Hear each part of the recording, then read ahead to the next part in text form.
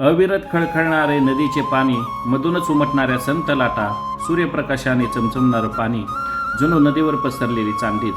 आकाशात तो सूर्यगोल दाह न देणारा पण तेजपुंज हळूहळू मावळतीकडे झुकत आकाशभर उबदार लाली पसरवतो. आणि तेवढ्यात त्या रंगलेल्या आकाशात भुरट्या पक्ष्यांचे तवे एका मागोमाग एक प्रकट होतात. शेकडो पक्षी पण एकाच श्वासात उडणारे.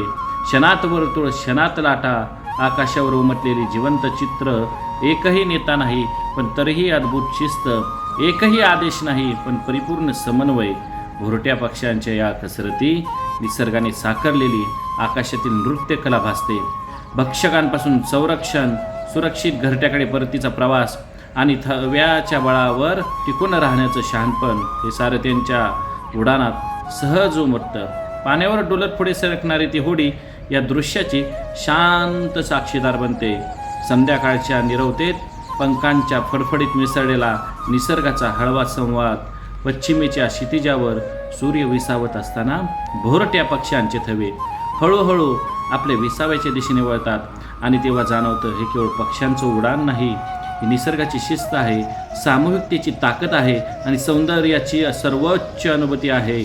भिगवणजवळील उजनी पाणलोट क्षेत्रात मावळत्या सूर्याच्या साक्षीने भोरट्या पक्ष्यांच्या या मनमोहक कसरती पाहण्यासाठी पर्यटकांची गर्दी दिवसेंदिवस वाढत चालली आहे.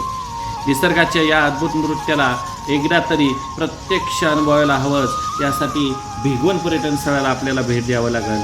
सक्षम महाराष्ट्र न्यूज, भिगवण.